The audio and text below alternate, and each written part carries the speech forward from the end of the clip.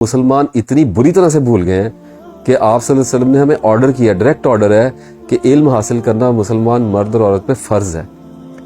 آپ کو پتہ ہے اس کا کیا مطلب ہے؟ کہ نماز ہم پہ فرض ہے، اس کی معافی نہیں ہے۔ تو ہمیں کہا گیا کہ علم حاصل کرنا ہر مسلمان مرد اور عورت پہ فرض ہے۔ مجھے یہ بتائیے، کیا علم صرف کمپیوٹرز کا ہوتا ہے؟ کیا علم صرف انجینئرنگ کا ہوتا ہے، میڈیکل سے؟ نہیں، علم قرآن کا ہوتا ہے۔ اس علم کے ساتھ اس علم کو جب تک آپ کمبینیشن میں نہیں لے کے آئیں گے تو علم آپ کو ڈرائے گا۔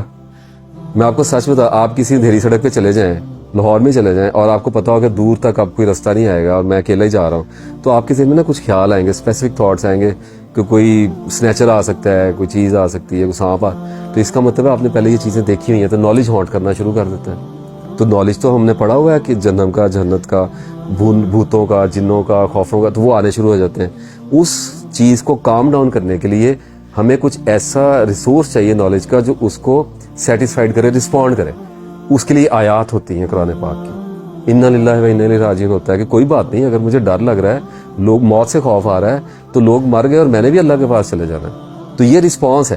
بے شک آپ کے مائنڈ کو سمجھ آئے نہ آئے، لیکن آپ انا للہ و انا الیہ راجعون کی تسبیح کرنی شروع کر دیں گے تو اللہ کو پتہ ہے کہ اس نے مائنڈ میں جا کے کیا کرنا ہے، اس نے کس تھاٹ کے پیٹرن کو رسپونڈ کرنا ہے۔ اپنے لائف سٹائل کو اگر ہو سکے تو تھوڑا سا چینج کرنا پڑتا ہے، ریڈیکل چینج نہیں کر سکتے تو تھوڑا سا چینج کرنا پڑتا ہے، کچھ چیزوں میں سے رکنا پڑتا ہے، کچھ چیزوں کو تھوڑا سا ایڈجسٹمنٹس کرنی پڑتی ہیں۔ ناٹ ماڈیفکیشنس کے میں بہت سخت خلاف ہوں، لیکن کچھ چیزوں کو ایڈجسٹ کرنا پڑتا ہے۔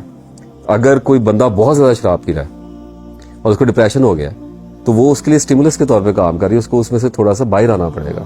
اسی طریقے سے اگر بندہ آئس لے رہا ہے، کوک لے رہا ہے، کرسٹل میتھ لے رہا ہے، میروانہ لے رہا ہے، ہیش لے رہا ہے، ڈپریشن آنا ہے۔ نشے سے بہت زیادہ ڈپریشن آتا ہے، میڈیا کی لائف سے بہت زیادہ ڈپریشن آتا ہے۔ آپ میوزک میں چلے گئے ہیں، آپ انڈسٹری میں چلے گئے ہیں، میڈیا انڈسٹری، فیشن انڈسٹری میں چلے گئے ہیں، تو یہ ایک ٹائم کنزیومنگ بیسٹ ہے۔